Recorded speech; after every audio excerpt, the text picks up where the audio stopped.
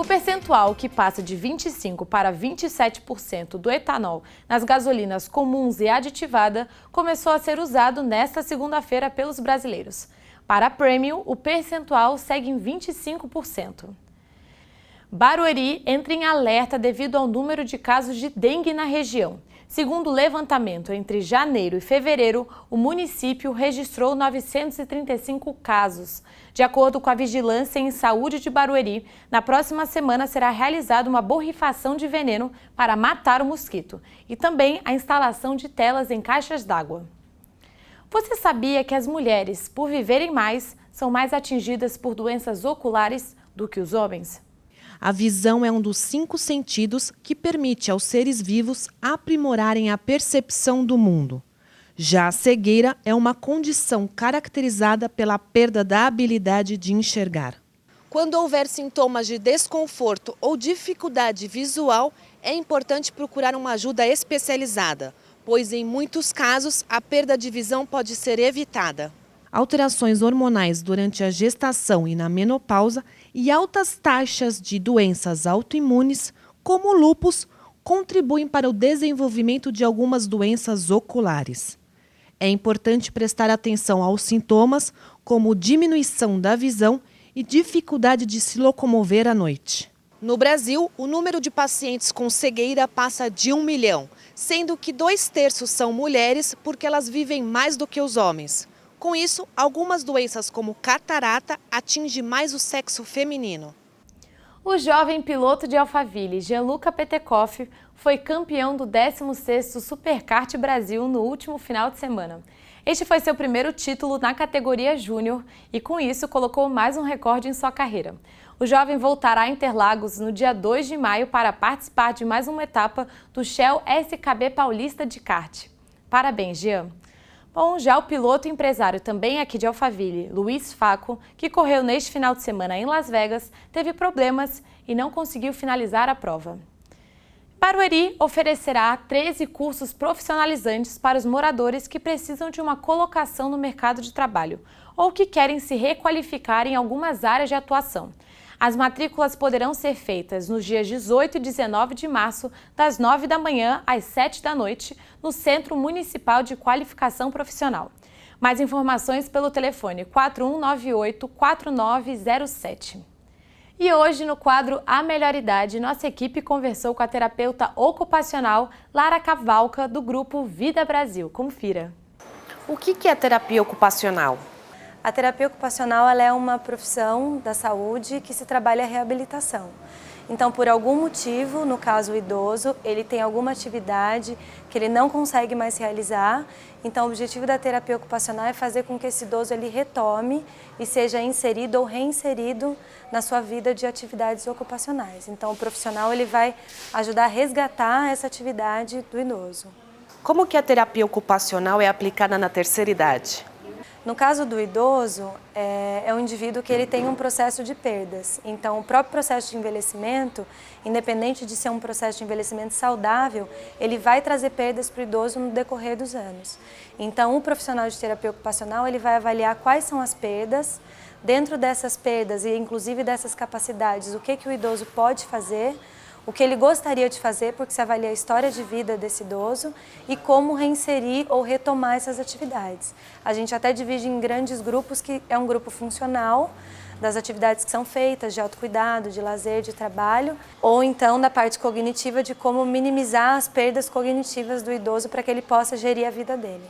Qual é o principal foco na terceira idade? Depende da avaliação do idoso. Na verdade, o foco é na qualidade de vida, e pensar o que o idoso ele gostaria de retomar, ou se ele não tem interesse em retomar uma atividade ou fazer uma atividade, o que o terapeuta ocupacional percebe que ele deveria fazer e por que não está fazendo. Então, o foco são as atividades humanas dentro de proporcionar qualidade de vida para esse indivíduo. Como é que eles reagem com esse tipo de trabalho?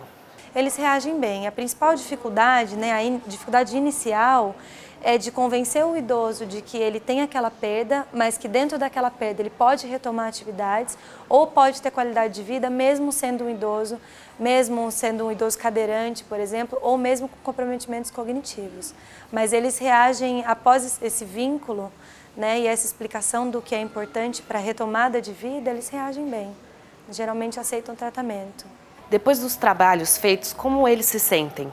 Eles se sentem satisfeitos, né? Eu acho que o feedback que a gente dá para o idoso é o que vai fazer com que ele elabore melhor tudo o que está acontecendo. É claro que às vezes não é tão positivo você fazer uma tentativa de retomar uma atividade, por exemplo, de banho, um idoso que não consegue mais tomar banho sozinho e ele não consiga fazer isso com eficácia depois. Mas o próprio processo de tentativa e de retomada que é o mais importante para essa satisfação pessoal e para um autoconhecimento do idoso dentro daquela fase tão difícil que é o envelhecimento. Se um idoso se confunde nas informações, é necessário corrigi-lo? Também depende. Então, o que acontece? Às vezes o idoso está se confundindo numa informação porque ele está distraído naquele momento por um problema, por exemplo, pessoal, que pode acontecer inclusive com a gente. Às vezes ele está se confundindo com informações importantes da vida, como não saber o nome de um filho, por exemplo, porque ele está num processo demencial. Então, ele tem uma demência, né, que é uma doença degenerativa que causa perdas progressivas e muitas vezes ele não vai retomar isso dependendo da fase que ele está. Então, o principal é que o idoso seja avaliado se ele tem uma doença instalada ou não. Dependendo dessa doença, se for o caso de uma demência, como o Alzheimer, por exemplo, que é mais conhecido, que fase que ele está? Se eu pedir para ele repetir ou se eu corrigir, ele vai se beneficiar disso? Não tem uma resposta. Depende do perfil da pessoa e principalmente do estágio de demência que se encontra, né? Num estágio leve, ele pode se beneficiar de repetições, de treinos cognitivos. Num estágio moderado, muitas vezes ele pode já não se beneficiar mais, então não adianta eu corrigir. Eu posso simplesmente reforçar para ele, meu nome é, né, Lara, então ele se beneficia mais disso, porque senão eu causo uma frustração no idoso naquele momento que eu corrijo e que ele não vai aproveitar isso depois, ele não vai ter uma aprendizagem depois disso se ele estiver, por exemplo, num estágio moderado. Quais as atividades feitas na terapia ocupacional?